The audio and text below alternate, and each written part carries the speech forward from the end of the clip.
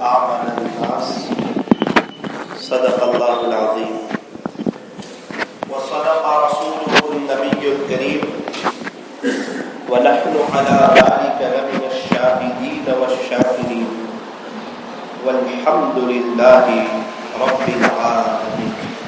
درود پاک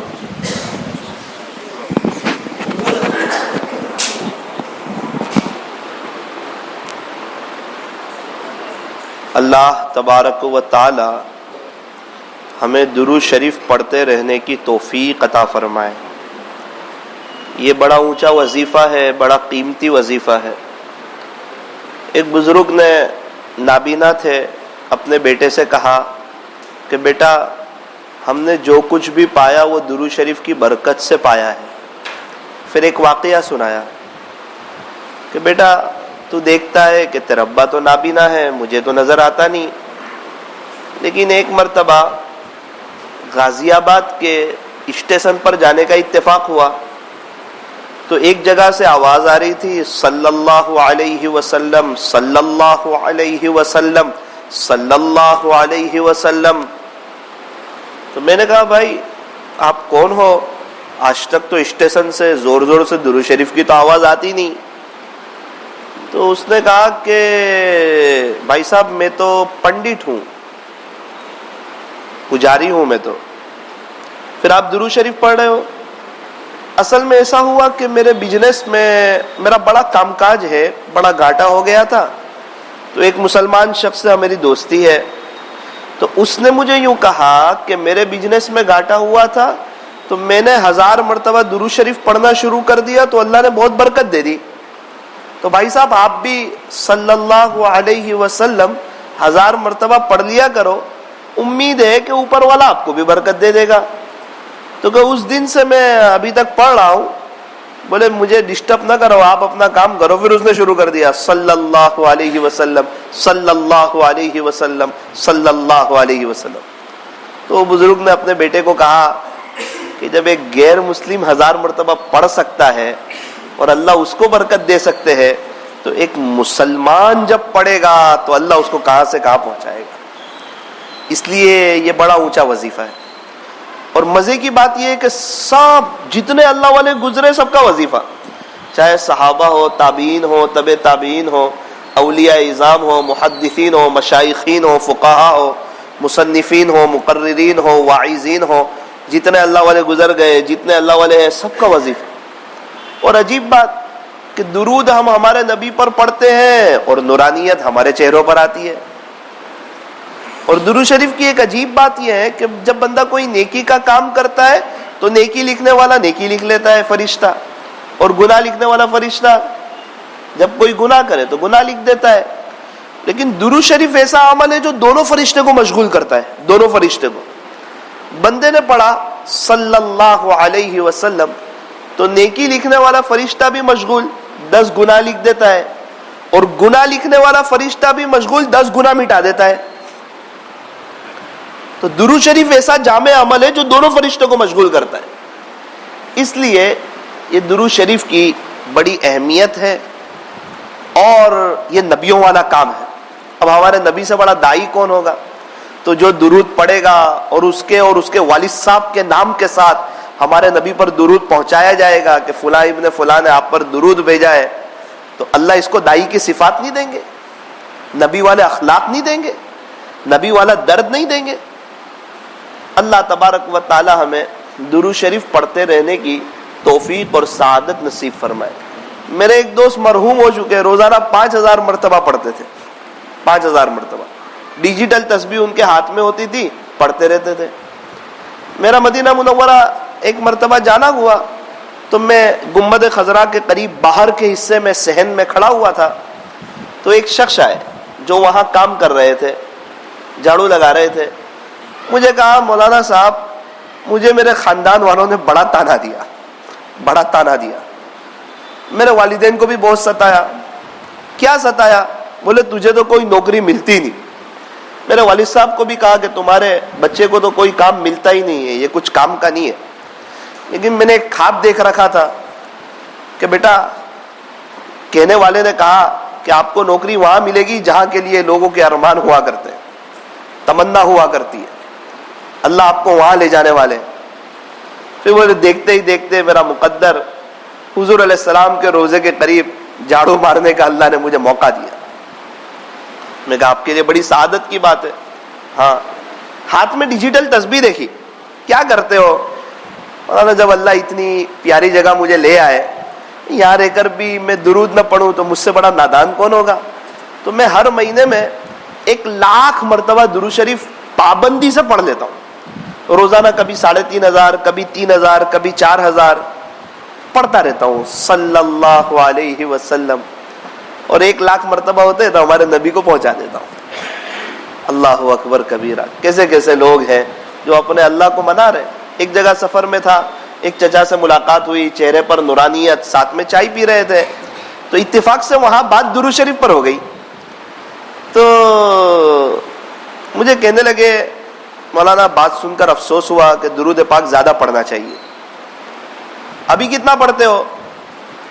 پچھلے 8 یا 10 سال ہوئے 30,000 مرتبہ پابندی سے پڑھتا ہوں صلی اللہ علیہ وسلم، کبھی کبھار 50 بھی ہو جاتے ہیں، لیکن آپ کی بات سن کے ایسا لگا کہ 50 سے بھی زیادہ پڑھنے چاہیے۔ میں نے کہا بھائی آپ ہمارے لیے دعا کرو، اللہ ہم کو اتنے کی توفیق دے دے۔ یہ کیسے ہو گیا اتنے سب مرتبہ درود شریف پڑھتے؟ مولانا تہجد سے شروع کرتا ہوں نا تو رات سونے تک اللہ کروا دیتا ہے۔ وہ کیسے؟ بولے ایک مرتبہ مکہ مکرمہ میں تقریباً حرم شریف میں تھا، پتہ نہیں دل میں کیا بات آئی، میرے دل سے میں نے اپنے اللہ سے کہا اللہ جی درود شریف کی محبت میرے دل میں ڈال دیجئے، درود شریف کی محبت میرے دل میں ڈال دیجئے۔ وہ دن ہے، آج کی گھڑی ہے، زبان رکتی نہیں ہے، اور الحمدللہ اتنے درود شریف ہو جاتے۔ ہماری جماعت گئی کچبوچ، تو آنے کے بعد 2 یا 2.5 مہینے کے بعد ایک شخص کا فون آیا اور کہنے لگے کہ آپ کی جماعت آئی تھی، اس کے بعد ایک بات دل پہ لگی، تو یہ 2.5 مہینے ہوئے کبھی بھی 5,000 مرتبہ سے کم درود شریف نہیں پڑھے، 5,000 مرتبہ سے کم نہیں پڑھے۔ یہ میں اس لیے بتا رہا ہوں کہ عمل والے لوگ بہت ہیں۔ آپ کے صورت میں ایک تاجر سے ملاقات ہوئی تو کہنے لگے روزانہ 5,000 مرتبہ درود شریف پڑھتا ہوں۔ ہمارے شیخ رحمت اللہ علیہ روزانہ 12,000 مرتبہ درود شریف پڑھتے تھے بلا ناگا روزانہ۔ سیدنا حضرت ابو ہریرہ رضی اللہ عنہ روزانہ 12,000 مرتبہ استغفار فرماتے تھے روزانہ، اتنے اونچے درجے کے صحابی، اور روزانہ 12,000 مرتبہ استغفار کر رہے ہیں۔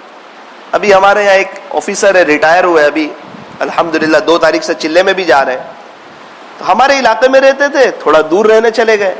میں نے ان سے پوچھا کہ آپ تو فجر کے بعد میں دیکھتا تھا قرآن شریف کی تلاوت کرتے تھے، اور ابھی تو آپ ریٹائر ہو گئے، تو کیا ابھی بھی وہ سلسلہ جاری ہے یا سو جاتے ہیں؟ تو گردن جھکا لی کہ مولانا پہلے جتنا تو نہیں پڑھ پاتا، افسوس ہے۔ پھر بھی کتنے ہو گئے؟ تو کہا کم ہی ہو گئے، ابھی تو غفلت ہو رہی ہے، کیا کریں، سستی چڑھ رہی ہے۔ میں کہا پھر بھی کتنے ہو گئے؟ بولے رمضان سے ابھی تک الحمدللہ 15 قرآن ختم ہوئے۔ قرآن ہمارا محتاج نہیں ہے، ہم اللہ کے قرآن کے محتاج۔ رمضان چلا گیا، ہم نے قرآن رکھ دیا، تو اس سے کیا ہمارا قرآن کا نقصان ہوگا؟ تو کہا بالکل نہیں۔ اللہ کا نقصان ہوگا؟ تو کہا بالکل، نقصان تو ہمارا ہوگا۔ ایک ساتھی سے ملاقات ہوئی، ابھی 2 ہفتے پہلے کی بات کر رہا ہوں، وہ آ کر بیٹھے ایک دم سیدھے سادھے، وہ کیا بات کرے وہ بھی سمجھ نہیں آ رہی ہے، کیا بول رہے ہیں وہ بھی سمجھ میں نہیں آ رہا ہے۔ تھوڑی دیر بیٹھے رہے،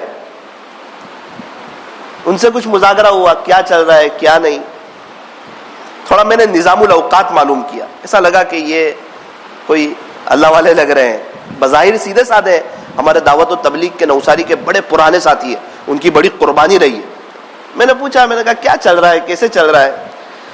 بولے مولانا کئی وقت سے معمول ہے 3 بجے الارم بجتا ہے، کبھی ایسا نہیں ہوتا کہ 3:30 بجے ہو اور ہم اٹھے نہ ہو، تھوڑی سی سستی تو ہو جاتی ہے، پھر اس پر افسوس کرنے لگے، آدھا گھنٹہ ضائع ہو جاتا ہے۔ بولے 3:30 بج جاتے اٹھتے اٹھتے۔ میں کہا پتہ نہیں ہمیں دیکھ لیتے تو کیا کہتے ہو۔ پھر 3:30 بجے اٹھ کے کیا کرتے ہو؟ بولے کبھی 4 رکعت، کبھی 8 رکعت تہجد کی پڑھتا ہوں، پھر دعا کرتا ہوں 20 منٹ 25 منٹ، اس کے بعد قرآن پڑھتا ہوں۔ میں نے کہا پھر؟ بولے اذان کے 10 منٹ پہلے مسجد میں آتا ہوں، پھر جو باری وغیرہ کھولنی ہے وہ کھولتا ہوں، اذان کا جواب دیتا ہوں، اور پھر نماز پڑھتا ہوں. پھر کیا کروں؟ 25 منٹ ہوتی ہے, پھر قرآن پڑھتا ہوں تو 2:45 پارے ہو جاتے ہیں. فجر کی نماز کے بعد کیا کرتے ہو؟ بولے مسجد اور جماعت. اس کے بعد بولے 3 تسبیح پڑھتا ہوں. 21 سال سے دعوت کے کام میں لگا ہوں, آج تک چھوٹی نہیں. ہم کو بتایا تھا 3 تسبیح پڑھنے کی, اس کے بڑے فائدے بتائے تھے. تو الحمدللہ 21-22 سال ہوئے, مولانا ابھی تک چھوٹی نہیں ہے. اس وقت سے سنا تھا جب سے. تو ہم نے اس لیے تھوڑی سنا تھا کہ تسبیح چھوڑ دیں. تسبیح سے تو اللہ کا تعلق ملے گا. ایک بزرگ سے کسی نے بڑی عمر میں کہا کہ آپ تسبیح کیوں پڑھتے ہو, ابھی بھی تسبیح پڑھ رہے ہو, تسبیح لے کے گھوم رہے ہو؟ حضرت نے فرمایا اس چیز کی برکت سے تو اوپر گیا ہوں. اللہ کا تعلق ذکر سے ملتا ہے, ذکر سے اللہ کا دھیان نصیب ہوتا ہے, اور دھیان نصیب ہو تو پھر گناہوں سے بچ جاتا ہے, پھر نماز میں جان پیدا ہو جاتی ہے. جب اللہ کا دھیان ہو تو جھوٹ نہیں بولے گا, دھوکہ نہیں دے گا, تانا نہیں دے گا, عیب بتائے بغیر مال نہیں بیچے گا, بد نظری نہیں کرے گا, موبائل کا غلط استعمال نہیں کرے گا, اپنے اوقات کو ضائع نہیں کرے گا, اپنے وقتوں کی قدر کرے گا, فضول بات نہیں کرے گا, فضول کام نہیں کرے گا, اپنی موت کو یاد رکھے گا, اپنی قبر کو یاد رکھے گا. تو یہ اصل چیز ہے. حضرت مولانا ابراہیم صاحب دیولا دامت برکاتہ فرماتے ہیں کہ ہمارے طبقوں میں ابھی یہ 2 چیز کی بڑی کمی پائی جاتی ہے, ایک ذکر اور ایک دعا. ابھی تو باقاعدہ وہ کہہ رہے تھے اس طرف توجہ دلانی چاہیے. تو صحیح بات ہے, موقع موقع کی مسنون دعائیں ہمیں سیکھنی چاہیے, پڑھنی چاہیے. حضرت کا درد ہے کہ یہ کام کرنے والا مجمع ہے, یہ کریم مجمع ہے, یہ کریم طبقہ ہے, اس کا جتنا تعلق اللہ کے ساتھ مضبوط ہوگا اتنا اس کے فضائل گش میں اثر ہوگا, اس کی درمیانی بات میں اثر ہوگا, اس کی آخری بات میں اثر ہوگا, اس کی دعاؤں میں اثر ہوگا, اس کی ملاقاتوں میں اثر ہوگا. یہ بولے گا تو سامنے والے کے دل پہ بات ٹکرائے گی, چونکہ جو بات زبان سے نکلتی ہے وہ دماغ سے ٹکراتی ہے, اور جو دل سے نکلتی ہے وہ دل سے جا کے لگتی ہے. علامہ اقبال بھی بڑے عجیب انداز میں آ گئے جب دل کی بات آئی تو فرمایا کہ دل سے جو بات نکلتی ہے اثر رکھتی ہے. پھر کہنے لگے کہ بھائی بات تو کہاں اڑ سکتی ہے, بات تو اڑ نہیں سکتی ہوا میں. پھر کہنے لگے مگر میں کیا کروں, مگر وہ اڑتی ہے. ایسا کہا انہوں نے.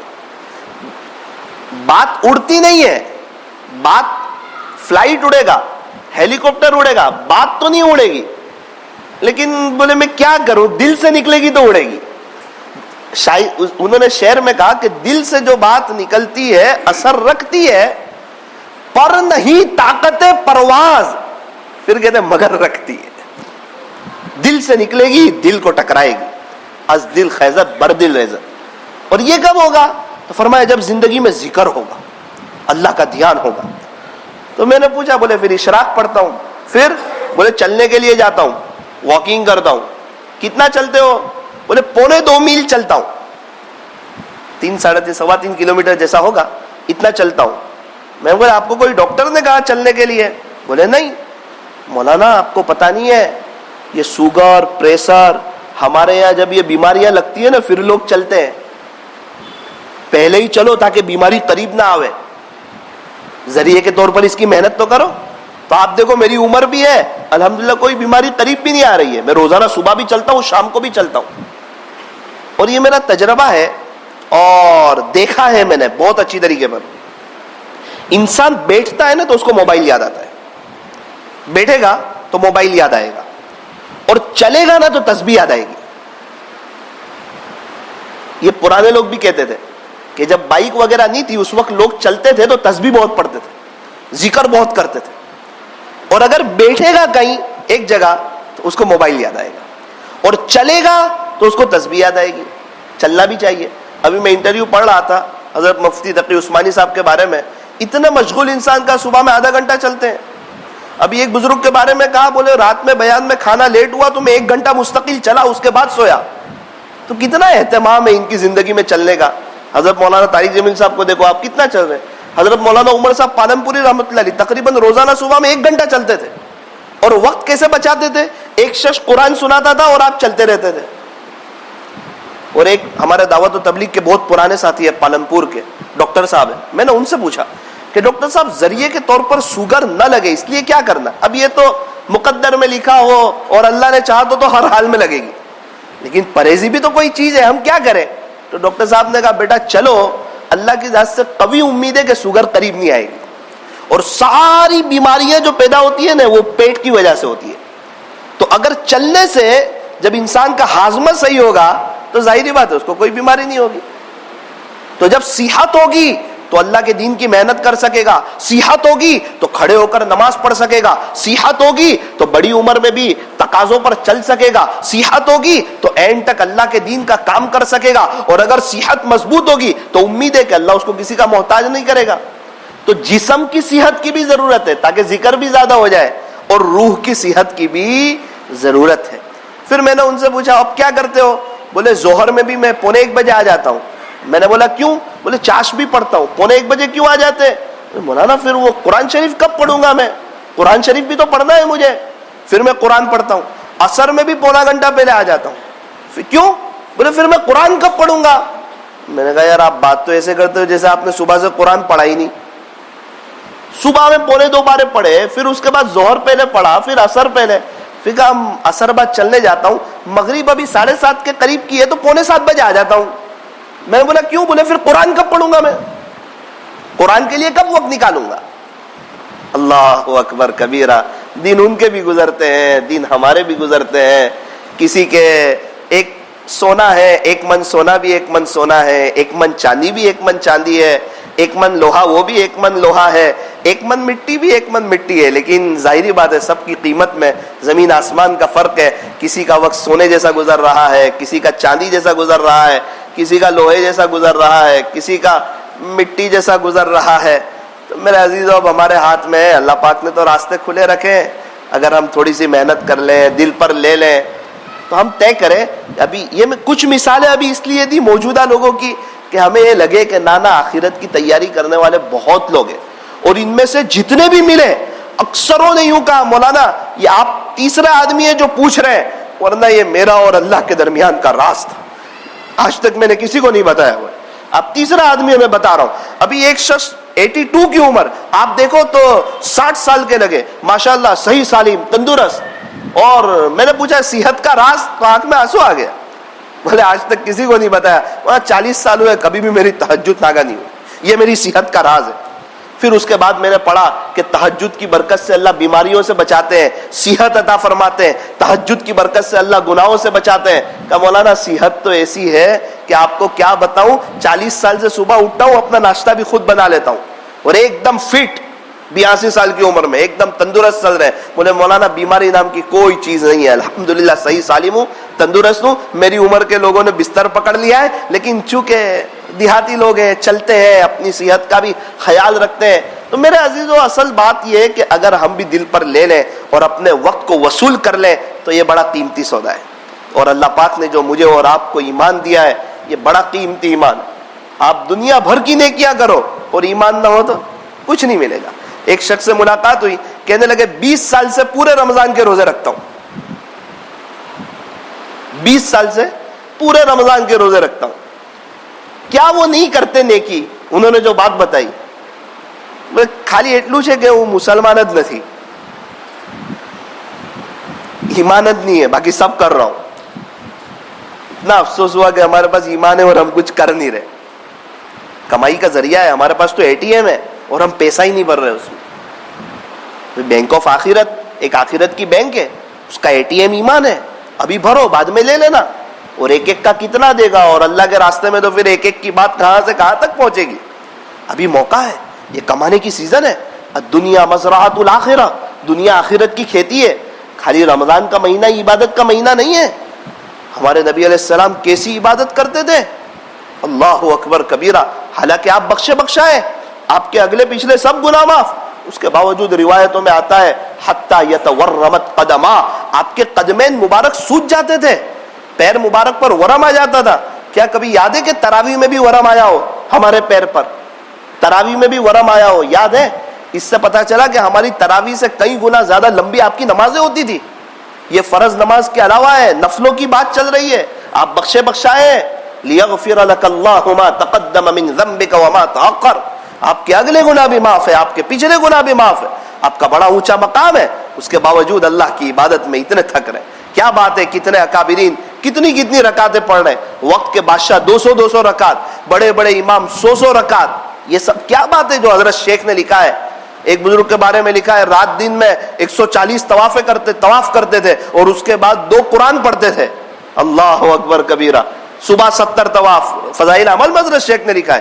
شام کو رات کو 70 طواف اور 2 قرآن. ہاں میں نے ان سے پوچھا تھا کہ یہ کیسے ہو جاتا ہے اتنا سب ذکر.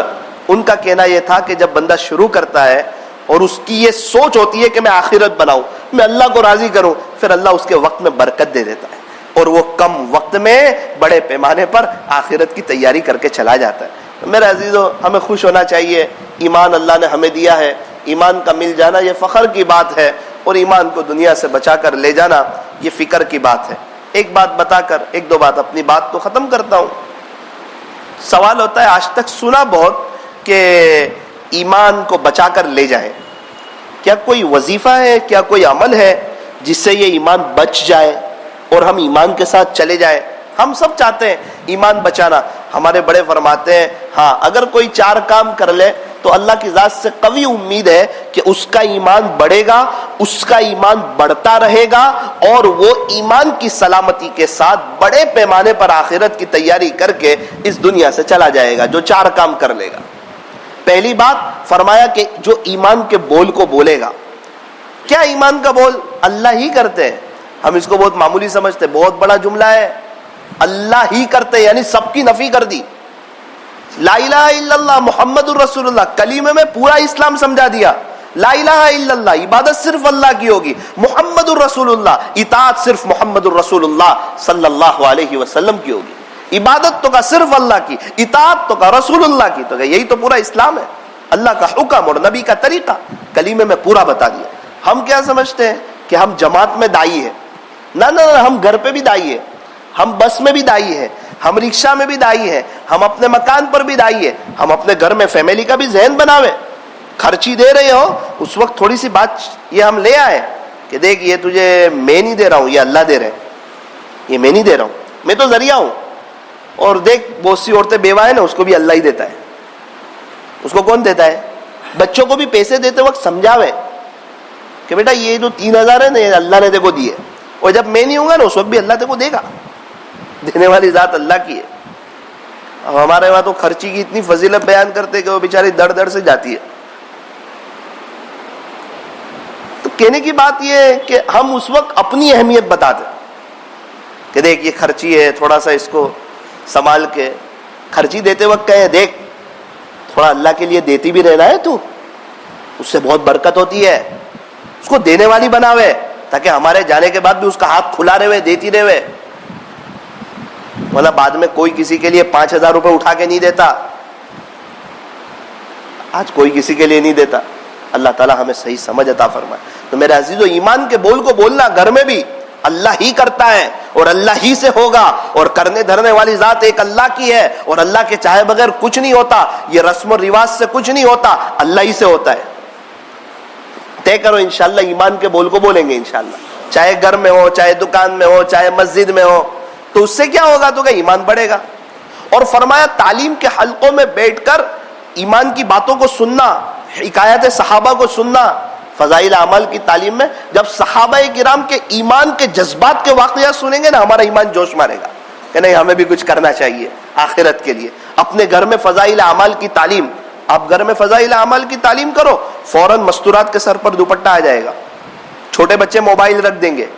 1 ہفتے بعد ہوگا یہ سب اگر شروع کریں گے تو، لیکن ہوگا. چھوٹے بچے موبائل رکھ دیں گے اور بچے ٹوپی پہن لیں گے. ایک عجیب و غریب ماحول ملے گا آپ کو.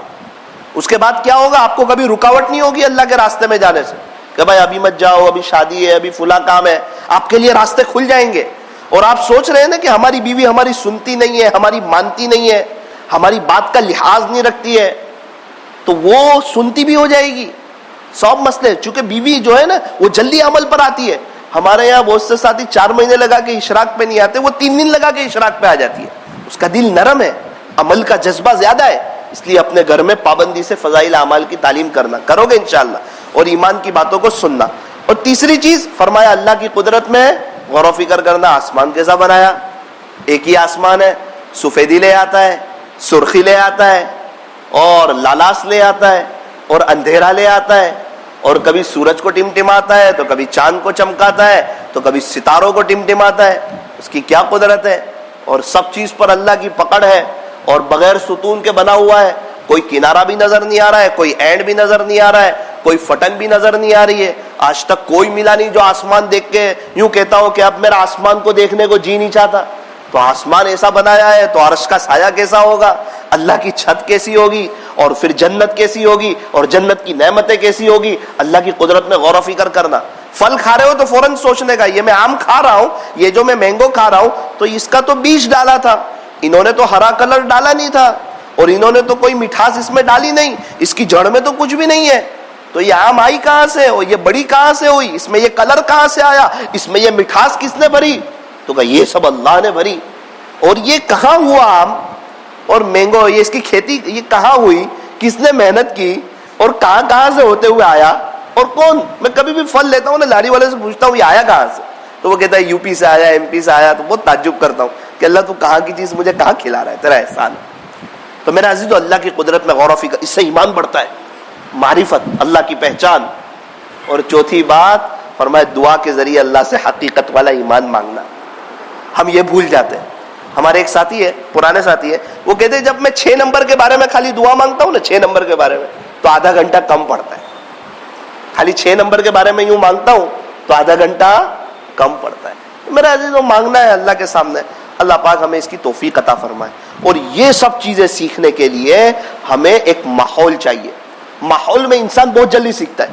مسجد میں ابھی تو کا سکون مل رہا ہے، اچھا لگ رہا ہے تو کا بہت اچھا لگ رہا ہے.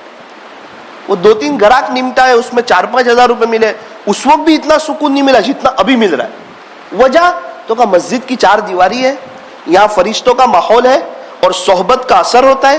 فرشتے اللہ کی فرمانبرداری کرتے ہیں، نافرمانی. اس لیے یہاں بیٹھنے والے کے دل میں ایک جذبہ پیدا ہوتا ہے کہ اب میں بھی اللہ کی فرمانبرداری کروں، نافرمانی نہ کروں. تو اگر کسی کا وقت اللہ کے راستے میں لگ جائے تو یہ اس کے لیے بہت بڑی خوش قسمتی ہے، اس کے لیے بہت بڑی سعادت کی بات ہے. دنیا تو مطلب ہی ہے، یہ بے وفا ہے، مطلب کی ہے دنیا ساری، مطلب کے ہے سب سنساری. کھلانے پلانے والی ذات اللہ کی ہے. اللہ نے تو لاک ڈاؤن میں کھلا کر بتایا، فل لاک ڈاؤن میں کھلایا، اچھے میں اچھا کھلایا.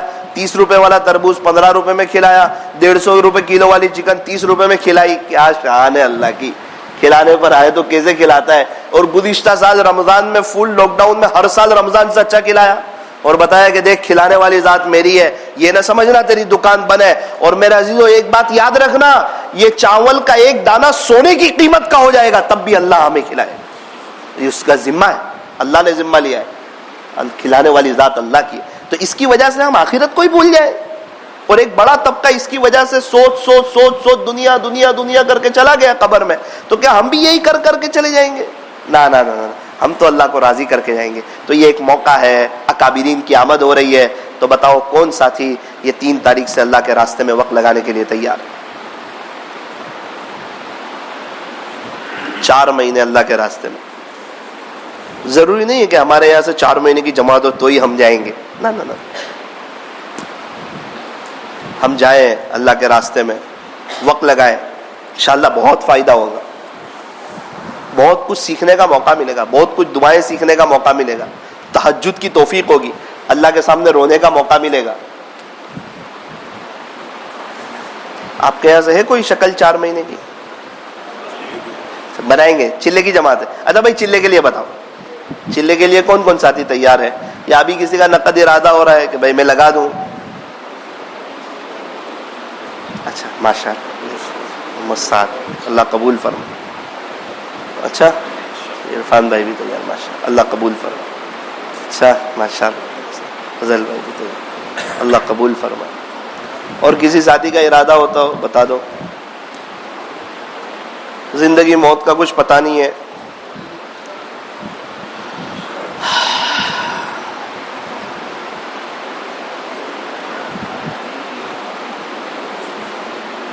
تعجب بھی ہوتا ہے، کبھی صبح میں کسی سے اچھی طرح ملتے ہیں، شام کو اسی کی انا للہ کی خبر پڑھتے ہیں. ہمارے یہاں نوساری میں ایک ساتھی جنازے کی نماز پڑھنے گئے، تھوڑی دیر کے بعد انہی کا انتقال ہو گیا. جنازے کی نماز پڑھ کے آئے. انہوں نے سوچا ہوگا کہ اب تھوڑی دیر کے بعد میری جنازے کی نماز ہوگی 24 گھنٹے کے اندر. یہ دنیا ہے، یہ دنیا. جوانوں کو بھی موت آتی ہے، بوڑھوں کو بھی آتی ہے. اور اس کا وقت اللہ کے یہاں طے ہے, ہمیں جانا ہے. اچھا ماشاء اللہ قبول فرمائے, بہت خوشی کی بات, بڑی سعادت کی بات ہے. انسان سوچتا ہے تھوڑا سا حالات سیٹ ہو جائیں گے نا تو میں چلا جاؤں گا, اعمال سیٹ ہوں گے نا تو حالات آٹومیٹک سیٹ ہوں گے. ہم سمجھتے حالات سیٹ ہوں گے نا تو اعمال سیٹ کریں گے, وہ تو قبرستان بھر گیا وہ سوچ کے. تو اعمال سیٹ ہوں گے نا تو حالات سیٹ ہو جائیں گے, اعمال سوریں گے تو حالات سور جائیں گے. آپ کے قریب کے ایک ساتھی مجھے ملے, ماشاءاللہ پورا دن دعوت کے کام میں بھی اچھا جڑتے, ذکر بھی بہت کرتے. مولانا میں نے اس لیے ذکر نہیں کیا تھا کہ میرا بزنس بڑھ جاوے, میں تو ایسے ہی ذکر کر رہا تھا, روزانہ اتنی مرتبہ درود شریف ہے, استغفار ہے, لیکن دیکھتے ہی دیکھتے میرا بزنس بھی 3 گنا ہو گیا اور برکت بھی بہت ہو گئی. لیکن مولانا میں صحیح کہتا ہوں, میں نے اس لیے نہیں کیا تھا کہ مجھے برکت ہو جائے, مجھے تو اللہ چاہیے تھا. بھائی وہ آپ دودھ کی محنت کرو گے تو گوبر تو آئے گا ہی قدموں میں. تو طے کرو انشاءاللہ کہ جماعت بنائیں گے, انشاءاللہ بنائیں گے نا 3 دن کے لیے. آپ کے یہاں سے کوئی منگل بدھ جمعرات جائیں گے, بہت اچھا ماشاءاللہ. اس میں کسی کا ارادہ ہو, اکابرین آ رہے, اس میں وقت بھی لگ جائے.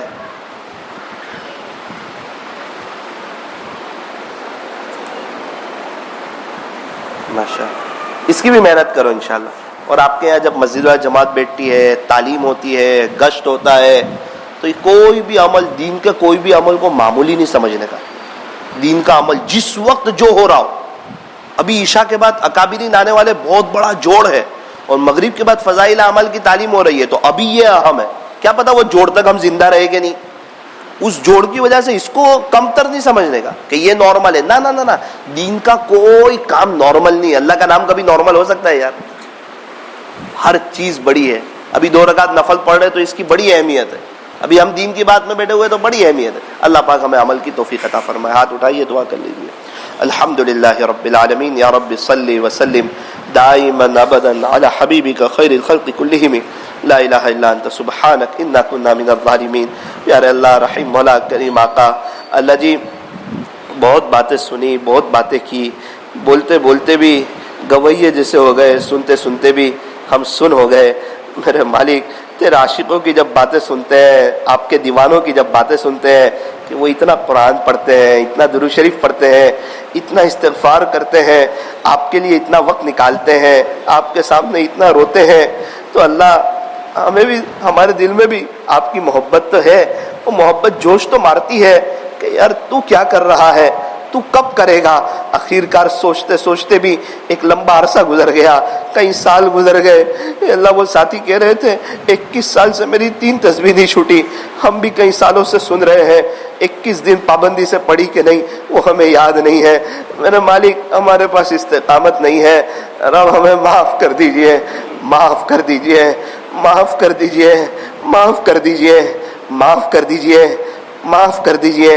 اللہ جی کبھی ایسا ہوتا ہے کوئی لقمہ حرام کا چلا جاتا ہے, پھر استقامت نہیں ملتی, سجدوں کی لذت نہیں ملتی, قرآن شریف کی تلاوت کی توفیق تو ہو جاتی ہے لیکن اس کا سرور نہیں ملتا, وہ سجدوں کا مزہ نہیں آتا, وہ اللہ کے راستے میں وقت لگانے کا لطف نہیں آتا. اللہ جی ہمیں اور ہماری نسلوں کو حرام سے بچا لیجئے.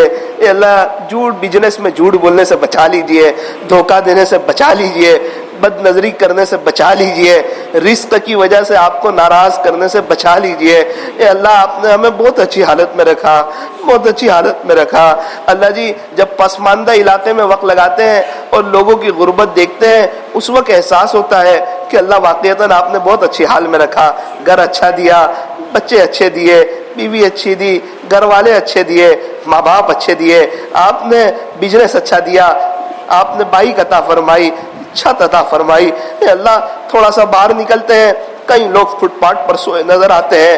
آخرکار وہ بھی تو انسان ہے, ان کی بھی تو لائف ہے, ان کی بھی تو سوچیں ہیں, ان کی بھی تو امیدیں ہیں. اے اللہ, اے اللہ, اے اللہ, ایک چھوٹا سا بچہ اسکول جاتا تھا تو سر نے اسے کہہ دیا کہ بیٹا کافی دن ہو گئے تو فیس لے کر آیا نہیں ہے, اور اگر آئندہ کل فیس لے کر نہیں آیا تو تجھے نہیں بٹھایا جائے گا. اس نے آ کے اپنی ماں سے کہا تو ماں نے کہا بیٹا تجھے پتا ہے کچھ وقت پہلے تیرے ابو کا انتقال ہو چکا ہے اور تیرے ابو فیس بھر دیا کرتے تھے اور تیری ماں کے پاس فیس دینے کے لیے کچھ نہیں ہے، جا سامنے ہی قبرستان ہے، بیگ بھی نہ اتار، جا اسی طرح تیرے ابا کے پاس چلا جا اور ان کی قبر پہ جا کر کہہ دے کہ ابو سر آئندہ کل مجھے نکال دیں گے، فیس مانگ رہے ہیں، میرے پاس نہیں ہے۔ بچہ دوڑتا دوڑتا باپ کی قبر پہ پہنچا، کہا ابو امی نے بھیجا ہے۔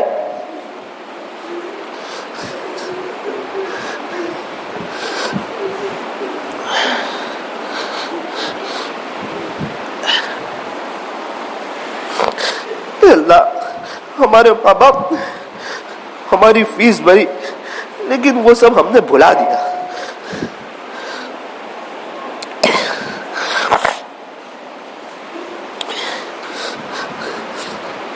ہم سمجھتے دیکھا جائے گا، پتہ نہیں ہماری اولاد بھی بھلا دے گی۔ اس نے کہا ابو مما نے بھیجا ہے، سر نے فیس مانگی ہے، امی کے پاس پیسے کوئی نہیں۔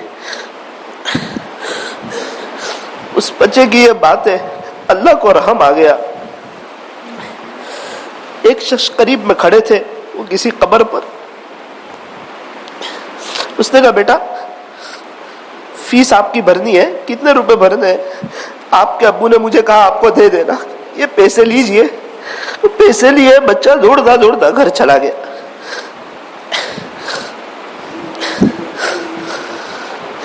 اللہ صحیح دل سے، بچے نے کہا آپ نے بچے کی مدد فرما دی، ہم ہیں کہ ہمیں ہاتھ اٹھانے کی توفیق نہیں ہوتی، ہم شاید اپنے آپ کو کچھ سمجھ بیٹھے، اللہ ہمیں سمجھا دیجئے کہ ہم آپ کے سامنے بالکل بچے ہیں، چاہے اب بچوں پتی ہو لیکن آپ کے سامنے بچے ہیں۔ جو اب بچوں پتی بنانا جانتا ہے وہ روڈ پتی بنانا بھی جانتا ہے، وہ صحت دینا جانتا ہے، جو وہ آئی سی یو روم میں رکھنا بھی جانتا ہے، وہ بھی جو بیماریوں سے بچانا جانتا ہے وہ بڑی بڑی بیماریاں دینا بھی جانتا ہے، جو گھروں میں خوشیاں دینا جانتا ہے وہ گھروں میں غم دینا بھی جانتا ہے۔ رب معاف کر دیجئے، اللہ معاف کر دیجئے، معاف کر دیجئے، معاف کر دیجئے، اللہ معاف کر دیجئے، معاف کر دیجئے، معاف کر دیجئے۔ کوئی پوچھتا ہے آپ کا بزنس کیسا چل رہا ہے؟ جانے دو نا یار، مندی بہت ہے، حالات بہت ہے، گراہک نہیں ہے۔ اللہ حالانکہ 5 دکان والوں کا خرچہ اٹھا سکتا ہے۔ یوں کہتا کہ بھائی صاحب کیا بتاؤں، بڑا گنہگار ہوں، مجھے میرے اعمال کے مطابق ملتا تو شاید میں بھی فٹ پاتھ پہ زندگی گزارتا، لیکن میرے رب نے میری حیثیت سے بہت بڑھ کے دیا ہوا ہے، بہت دیا ہوا ہے۔ میرے نبی کے گھر میں 2 3 چاند کے قریب گزر جاتے تھے، چولہا نہیں جلتا تھا، مجھے میرے رب نے بہت دیا ہے، کیا بتاؤں تجھے۔ لیکن ہم ہیں زبان پہ شکوے ہی شکوے، شاندار نعمتیں کھا رہے ہیں، شکوے کر رہے ہیں۔ اللہ معاف کر دے، اللہ معاف کر، معاف کر، اپنے شکر گزار بندوں میں شامل فرما۔ اللہ جی آپ سے آخری گزارش یہ ہے، ہمیں خوب نعمتیں عطا فرما اور اس پر شکریہ ادا کر کے آپ تک پہنچنے کی توفیق عطا فرما۔ اللہ ہم امتحان کے قابل نہیں ہیں، ہم تمام کے ایمان کو مضبوط فرما۔ اے اللہ آج کی مجلس کو اپنی بارگاہ میں قبول فرما، انقلابی مجلس بنا، ہمارے لیے آخرت میں نجات کا ذریعہ فرما۔ کہنے سننے میں کچھ کمی زیادتی غلطی ہو گئی ہو اپنے فضل سے معاف فرما۔ صلی اللہ تعالی علی خیر خلقی محمد وآلہ واصحابہ اجمعین برحمتک یا ارحم الراحمین۔